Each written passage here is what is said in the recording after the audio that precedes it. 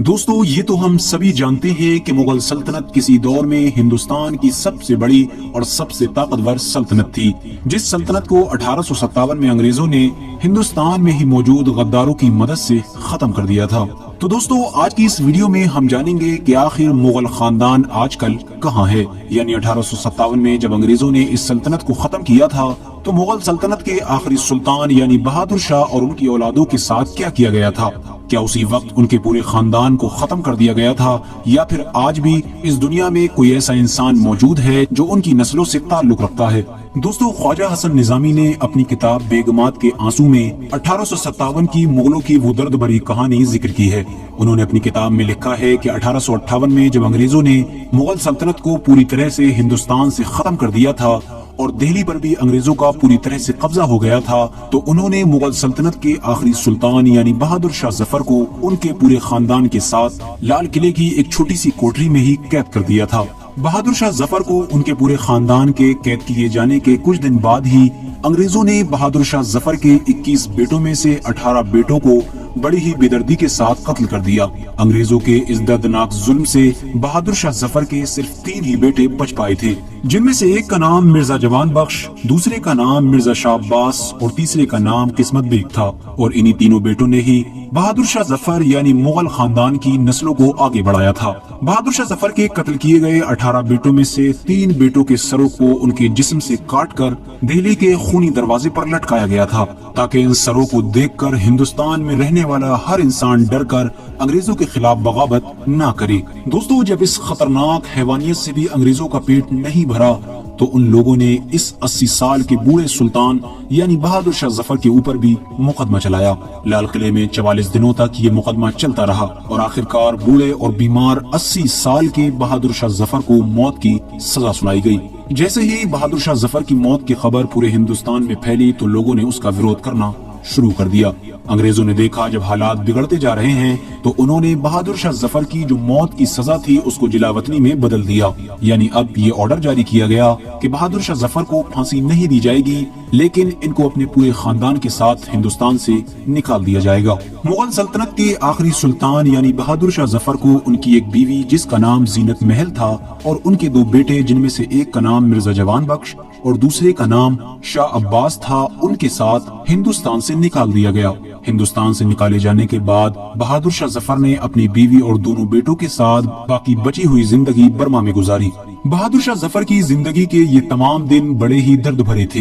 बहादुर शाह जफर इतने गरीब हो चुके थे कि उनके पास खाने पीने तक के लिए पैसे नहीं थे। आखिरकार 1862 में जब मुगल सल्तनत के आखिरी सुल्तान यानी बहादुर शाह जफर का बर्मा के रंगून में इंतकाल हुआ तो अंग्रेजों ने बहादुर शाह जफर के दोनों बेटे यानी मिर्जा जवान बख्श और मिर्जा शाह अब्बास को सिर्फ इस शर्त पर जिंदा रखा कि वो कभी भी हिंदुस्तान नहीं आएंगे। लिहाजा बहादुर शाह जफर के दोनों बेटों ने अंग्रेजों की ये शर्त मान ली थी, क्योंकि दोस्तों अंग्रेजों को ये डर था कि अगर ये दोनों बेटे हिंदुस्तान में आएंगे तो मुगल सल्तनत के आखिरी सुल्तान यानी बहादुर शाह जफर की औलाद होने के नाते ये हमारे खिलाफ बगावत कर सकते हैं। दोस्तों इसी डर से अंग्रेजों ने कभी भी बहादुर शाह जफर के इन दोनों बेटों को हिंदुस्तान की तरफ नहीं आने दिया और इन दोनों बेटों ने अपनी पूरी जिंदगी बर्मा के इलाके में ही गुजार दी थी।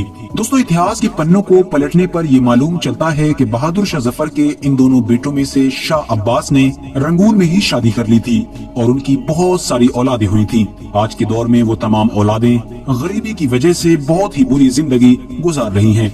आपको जानकर शायद हैरानी होगी कि शाह अब्बास की औलादें इतनी ज्यादा गरीब हैं कि आज के दौर में वो रंगून के एक बदबूदार गलियों के इलाके में झुग्गियों में रहने पर मजबूर हैं। दोस्तों वहीं दूसरी तरफ बहादुर शाह जफर के पहले बेटे यानी मिर्जा जवान बख्श की सिर्फ एक औलाद थी जिसका नाम था मिर्जा जमशेद बख्श। मिर्जा जवान बख्श की बीवी नवाब जमानी बेगम के पेट से पैदा हुए थे।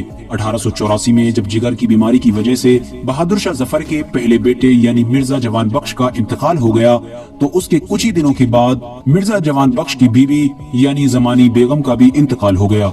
अब मिर्जा जवान बख्श का बेटा यानी बहादुर शाह जफर का पोता तनहा रह गया था। मिर्जा जमशेद बख्श अपने वालिद मिर्जा जवान बख्श और अपनी मां जमानी बेगम के इंतकाल के बाद इंडिया वापस आ गए, क्योंकि उस वक्त तक हिंदुस्तान के हालात कुछ अच्छे हो चुके थे। मिर्जा जमशेद बख्श ने हिंदुस्तान में आकर नादरा बेगम नाम की एक औरत से शादी की, जिनसे सिर्फ उनकी एक ही औलाद पैदा हुई, जिसका नाम तारीख के पन्नों में मिर्जा बेदार बख्श बताया जाता है। दोस्तों, अभी मिर्जा बेदार बख्श बहुत ही कम उम्र के थे कि अचानक से उनके सर से उनके माँ बाप का साया उड़ गया था, यानी वो अनाथ हो गए थे।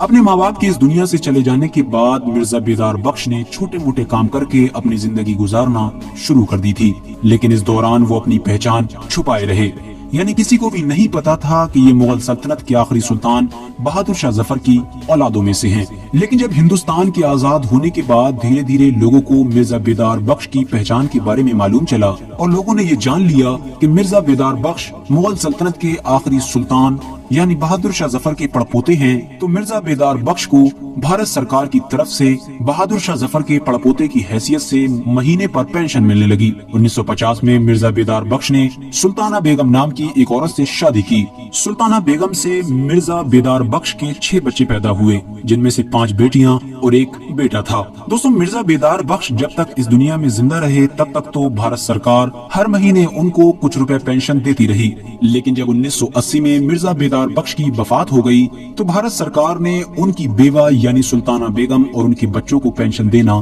बंद कर दी। पेंशन बंद होने की वजह से मिर्जा बेदार बख्श की फैमिली की हालत बुरी होती चली गई, दिन ब दिन गरीबी बढ़ती चली गई। जब हालात ज्यादा खराब हो गए तो मिर्जा बेदार बख्श की बेवा बीवी यानी सुल्ताना बेगम ने कोलकाता के डॉलीगंज इलाके में चाय की एक छोटी सी दुकान खोल ली, जिससे उनके बच्चों का पेट भर जाया करता था।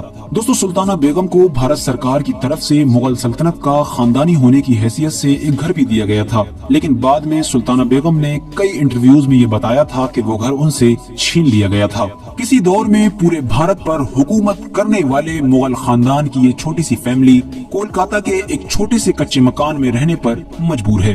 दोस्तों, आज की इस वीडियो में हमने आपको बहादुर शाह जफर के बचे हुए 3 बेटों में से सिर्फ 2 बेटों के बारे में बताया था। अगली वीडियो में हम आपको तीसरे बेटे यानी किस्मत बेग के बारे में भी बताएंगे। फिलहाल दोस्तों, आज की अपनी वीडियो को हम यहीं पर खत्म करते हैं। वीडियो पसंद आने पर न सिर्फ वीडियो को लाइक करें बल्कि अपने दोस्तों, अहबाब, रिश्तेदारों के साथ जरूर शेयर करें।